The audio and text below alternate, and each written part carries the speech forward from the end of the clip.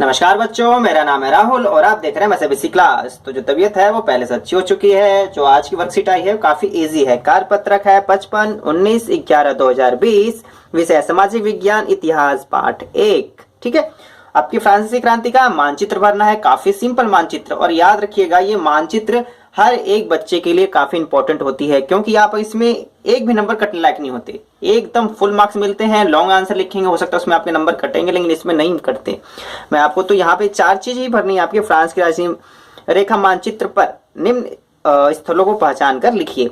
तो इससे पहले मैं आपको आपकी जो पिछले साल का क्वेश्चन ईयर पेपर था वो भी दिखा देता हूँ। तो मैं कई बार कह चुका, मैं इसे अपने टेलीग्राम पर अपलोड कर दूंगा, लेकिन बच्चों को कुछ तबीयत इस बीच में ठीक नहीं थी। फिलहाल आप इसी वीडियो में से देख के काम चला लें, लेकिन मैंने कह रखा तो जल्दी अपलोड करूंगा, ऐसी बात नहीं है।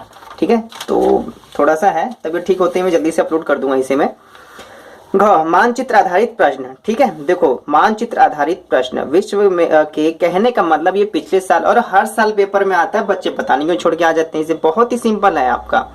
तो ये आपका फ्रांस का है, कभी विश्व का आएगा, ठीक है, एक भारत का आएगा। सब अलग अलग प्रकार से भरने के लिए होता है आपका।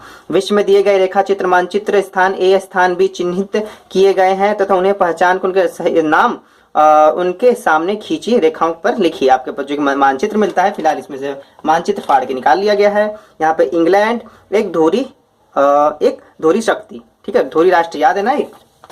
यहाँ पे पॉइंट बी, अब देखो पॉइंट बी में क्या है आपका, भारत के रेखा मानचित्र पर उपयुक्त चिन्हों के द्वारा निम्न में से किन्हीं 4 का नाम लिखकर दर्शाइए। ठीक है, इतने सारे चीजें आपका कान्हा नेशनल पार्क, ठीक है, अनाई मुद्दी पर्वत चोटी, पुलकित झील, नागपुर, सबसे छोटा लिंग अनुपात वाला राज्य अरुणाचल प्रदेश। ठीक है, तो समझ रहे हो कि मैं कहने का मतलब मैं ये भी तो दिखा ही रहा हूं आपको। ये चीजें नोट कर लेनी है, और आपको जो बाद में जो वर्कशीट कर रहे हो वर्कशीट के साथ इसे भी दूसरा मैप लेके इसे भी भर के एक बार देख लेना। ठीक है, ये आसानी से भर लेंगे, मैप में आसानी से मिल जाएगा आपका। नहीं मिलेगा तो मैं आपको माय सीबीएसई क्लास से टेलीग्राम पे जब मैं पीडीएफ अपलोड करूंगा तो इसे सॉल्व भी करूंगा। अभी वर्कशीट की वजह से मैं सॉल्व नहीं कर पा रहा हूँ इसे, लेकिन याद रखना बच्चे, ये एक दो बार गलती ये करके आ जाते हैं, आप ये चीजें ध्यान नहीं देते। नोट, ठीक है, कई बच्चों ये ध्यान नहीं देते हैं आप लोग। नीचे दिए गए केवल दृष्टिहीन या दृष्टिबाधित व्यक्ति, ऐसे 2 वर्ड करके आते हैं। दृष्टिबाधित विद्यार्थियों के लिए प्रश्न 35 तक दिए गए हैं, किन्हीं 6 को उत्तर देने। कहने का मतलब बच्चे कई बार ये वाला सॉल्व करके आ जाते हो यार। ठीक है, तो ये वाला मत करना। आपको मैं दूसरा भी दिखा देता हूँ। ठीक है, ऐसे 1 का पेपर है ये पिछली बार। ठीक है, पीछे देखते हैं इसके। ठीक है, ये रहा, देखो पेरिस, समझ लो। विश्व में दिए गए मानचित्र में निम्न को दिखाए और दिए गए बॉक्स या लाइन पर इस स्थान का नाम लिखिए। तो सबसे पहले 3 तो यहाँ पे देखिए पेरिस दिखाई दिया गया, और पेरिस देखो यहाँ पे आया, कितना इंपॉर्टेंट है। तो पेरिस एकदम ध्यान से पढ़ लीजिएगा। ये पहले बॉक्स में पेरिस है, फ्रांस की राजधानी। ठीक है, एक केंद्र शक्ति, एक मित्र राष्ट्र, संयुक्त राष्ट्र अमेरिका। देख लो, ये आपका वर्ल्ड मैप पे दिखाना था। तो समझ लो कितना सिंपल है आपका। एक मित्र राष्ट्र, आपने मित्र राष्ट्र भी पढ़ा था आपने, और संयुक्त राष्ट्र अमेरिका भी पढ़ रखा है, केंद्र शक्ति। ठीक है, पेरिस हम अभी किस वाले में पढ़ ही लेंगे। तो कहने का मतलब इसे भी आप निशान लगा लीजिएगा।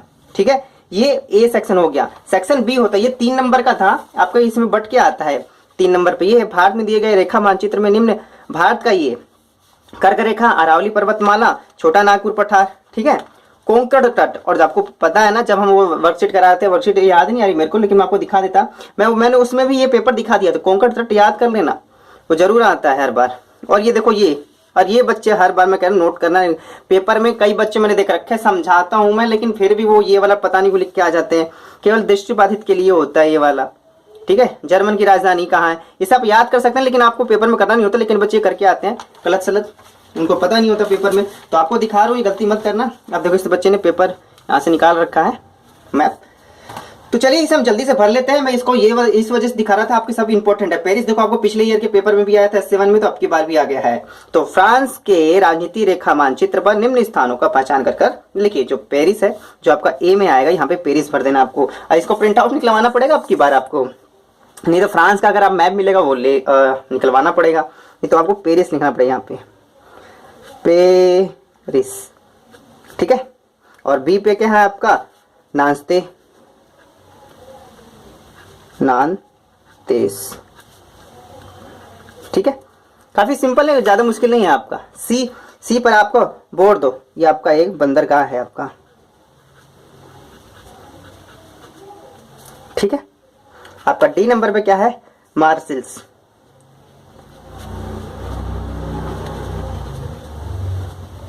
मार्शल्स, ठीक है, ये हो गया आपको। और आपकी बारी प्रिंट आउट निकलवा लो तो ज़्यादा अच्छा है, नहीं तो अगर आपको फ्रांस का मैप मिल जाता है मार्केट में तो वैसे निकालना पड़ेगा आपको, ठीक है। और मैं लास्ट में दोबारा दिखा रहा हूँ, ये सब आप नोट कर लीजिएगा, ठीक है। पिछले ईयर के पेपर है, आपको मैंने दिखाया, काफ़ी इंपॉर्टेंट है आपका, ठीक है। इंग्लैंड, ठीक है, तो काफ़ी इंपॉर्टेंट है, बिल्कुल पॉइंट टू नंबर मिलते हैं, कहीं नंबर कटने के कोई चांस नहीं होते। उम्मीद है ये चीज़ें आपको समझ में आई होगी, कुछ नई जानकारी मिली होगी। माई से 20 क्लास इस वीडियो को देखने के लिए धन्यवाद। जय हिंद, जय भारत।